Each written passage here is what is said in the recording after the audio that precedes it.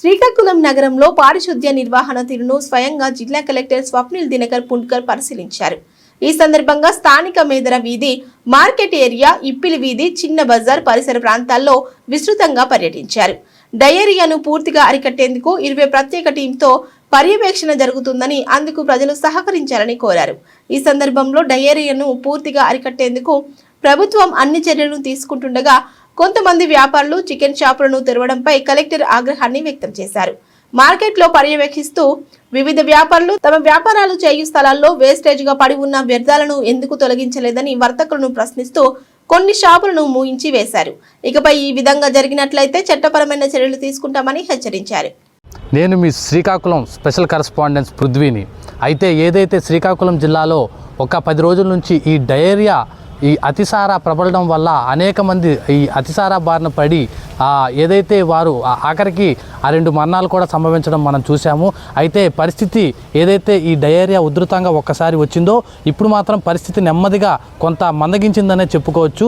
అయితే మొత్తంగా కూడా 193 కేసులు దాకా వచ్చాయి అని అధికారికంగా వీళ్ళు ఆ జిల్లా అధికారులు ఇప్పటికే ప్రకటించారు. అయితే అందులో 103 మంది వరకు ఇప్పటికే డిశ్చార్జ్ అవగా ఒక 88 మాత్రం యాక్టివ్ కేసులో ఉన్నట్టుగా మనకు తెలుస్తుంది.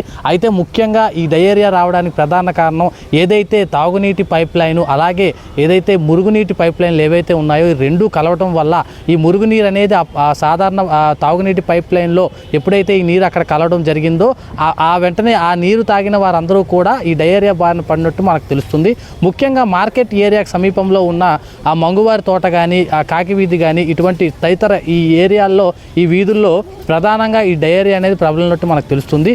అయితే ఈ డయేరియాకి సంబంధించి కూడా ఇప్పటికే అంటే ప్రతి అధికారులు వచ్చిన డయేరియా గుర్తించిన మొదటి రోజు నుంచి అధికారులు అందరూ కూడా స్పెషల్ సర్వే నిర్వహించి ఈ సచివాలయం సిబ్బంది కానీ, వైద్య సిబ్బంది కానీ అందరూ కూడా ఆ ఇళ్లకి వెళ్ళి ఏదైతే అక్కడ డయేరియా ప్రబలిందో మొత్తం అక్కడ వారందరినీ కూడా ఆసుపత్రికి తరలించడం ఇవన్నీ కూడా చేశారు. అయితే ముఖ్యంగా ఇక్కడ చూసుకుంటే ఒక ఇద్దరు మాత్రం మరణించినట్టు మనకు తెలుస్తుంది. అయితే డయేరియా సంబంధించి ఇప్పటికే ఎవరైతే ప్రధానంగా ఎవరైతే చనిపోయారో వారందరికీ కూడా ఇద్దరు చనిపోవడం జరిగింది. వారికైతే ప్రత్యేకంగా ఎక్స్గ్రేషియా కూడా ప్రకటించారు. అయితే ఎమ్మెల్యే కానీ కలెక్టర్ ఆధ్వర్యంలో ప్రతి వీధి పర్యటించి ఇప్పటికే కేంద్ర మంత్రి రామ్మోహన్ నాయుడు ఆధ్వర్యంలో ప్రతి వీధి కూడా పర్యటించి మొత్తం దీనికి సంబంధించిన శానిటరీ చర్యలు కూడా ఖచ్చితంగా చూస్తున్నారు.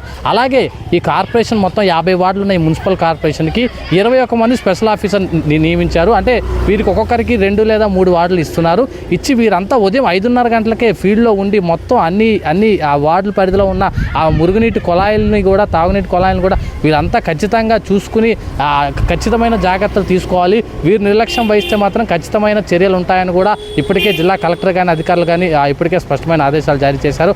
అలాగే ముఖ్యంగా ఈ ఘటనలో చూసుకుంటే మున్సిపల్ కమిషనర్ని కూడా ఇప్పటికే సస్పెండ్ చేయడం జరిగింది. ఆయనతో పాటు మరో శానిటరీ ఇన్స్పెక్టర్, అలాగే ఇంకో ఇంజనీర్ని కూడా మొత్తం సస్పెండ్ చేశారు.